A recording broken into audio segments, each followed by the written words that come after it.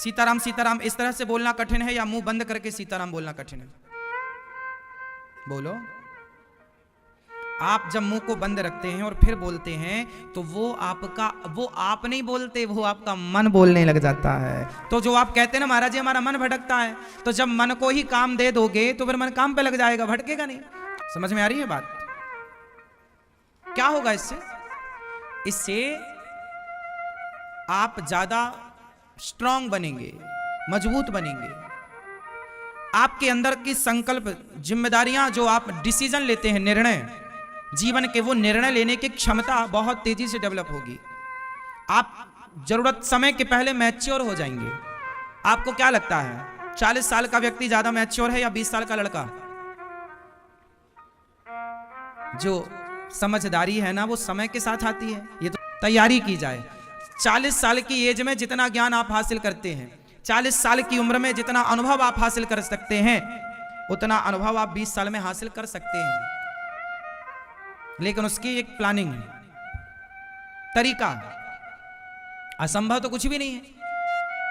स्वामी विवेकानंद जी समय के पहले मैच्योर हो चुके थे। आद्य शंकराचार्य जी 29 साल में तो उनका शरीर छूट गया, चले गए 29 साल की उम्र में। 29 साल 29, 100 साल की आयु में जो नहीं कर सकता वो उन्होंने 16 साल की आयु में कर लिया।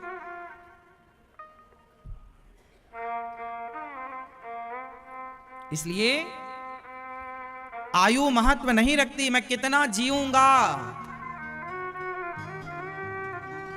मैं कितना जीऊंगा, मेरी आयु क्या होगी। अभी मैं परसों पीएचडी की डिग्री लेने गया तो वहां 18 लोग थे। उन 18 लोगों में सबसे छोटा मैं ही था। ये और अमेरिका की यूनिवर्सिटी ने पीएचडी की डिग्री दी।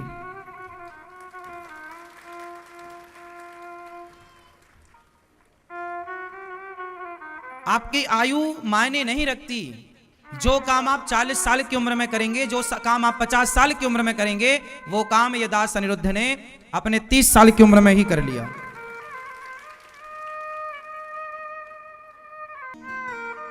दी। और ये सब अमेरिका और भारत के जो श्रेष्ठ यूनिवर्सिटियां हैं, वहां के प्रोफेसर, वहां के जो मुख्य अतिथि थे वो पधारे और उनके कर कमलों से ये सब कार्य संपन्न हुआ।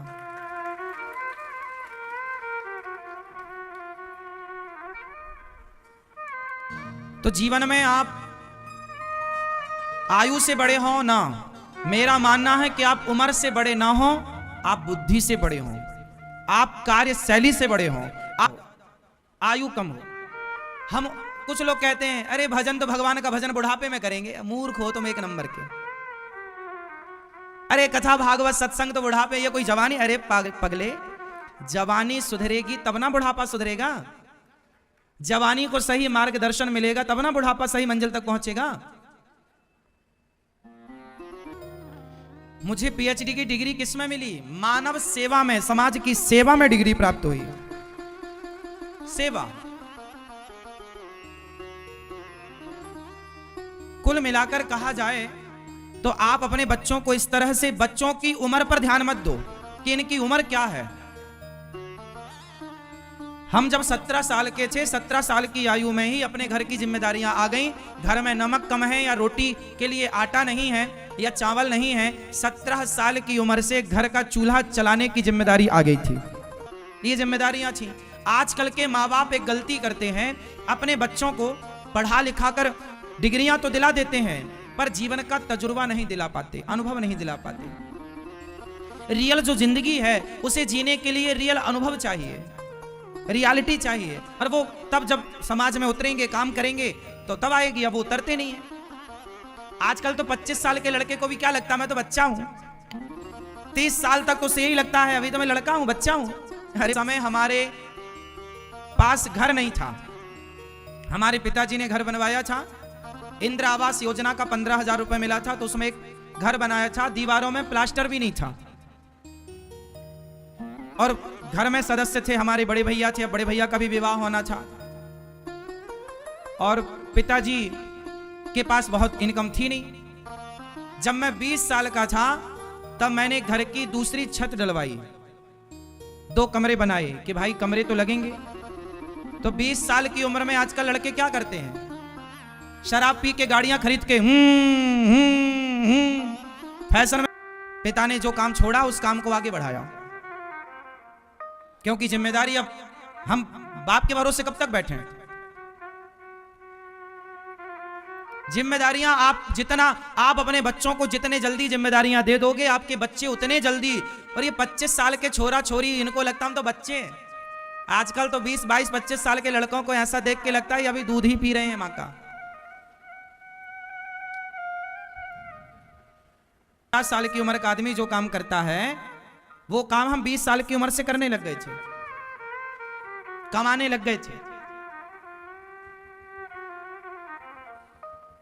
जिम्मेदारियां समझने लग गए थे। हमारे काम के लिए गाड़ी की जरूरत थी तो 20 साल की उम्र में हमने गाड़ी ले ली कि भाई जरूरत जो हमने जीवन में वही किया जिसकी आवश्यकता थी। अब भाई जाने आने को ट्रेन से जाना आना, ट्रेन के भरोसे बैठे रहो, गाड़ियां जरूरी थी तो हम गाड़ी नहीं बस, तो हमने एक छोटी सी बस खरीदी। हम आपको केवल ये बात इसलिए बता रहे हैं कि 20 साल की उम्र में जो लड़के बाप से क्या बोलते, पापा हमें 2 व्हीलर दिला दो, पापा हमें 4 व्हीलर दिला दो। जिस उम्र में तुम बाप से भीख मांगते हो उस उम्र में तो हम अपना सेल्फ डिपेंड होकर काम करने लग गए थे। हमने बाप से नहीं बोला कि हमें गाड़ी दिला दो, हमें चाहिए थी तो हमने खुद किया, जो जरूरत थी पूरी की और उसका सदुपयोग किया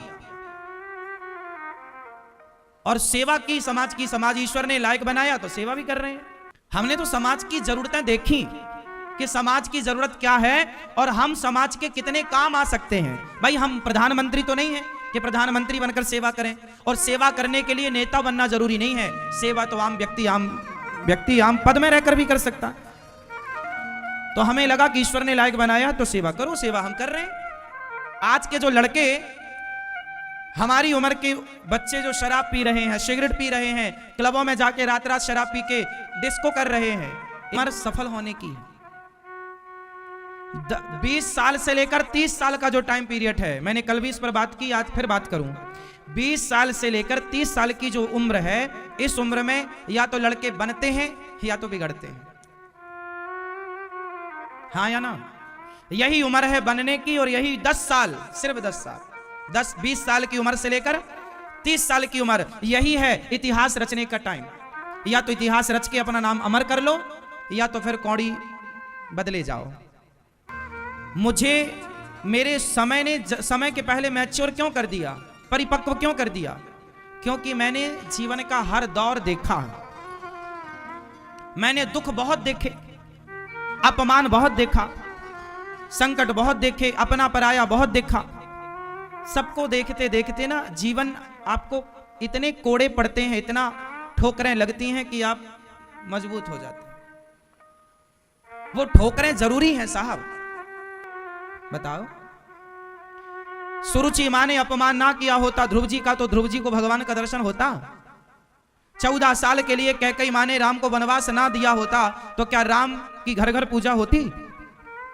राम मर्यादा पुरुषोत्तम कहलाते। कैकेयी मां ने वनवास भेजा और वनवास में 14 साल का वो दुख सहे, तब राम मर्यादा पुरुषोत्तम बन के निखर करके आए। आप 14 साल वनवास ना जाते तो राम मर्यादा पुरुषोत्तम ना कहलाते। आपका वो तपना, आपका वो अपमान सहना, आपका वो स्ट्रगल करना आपकी कीमत बढ़ाता है।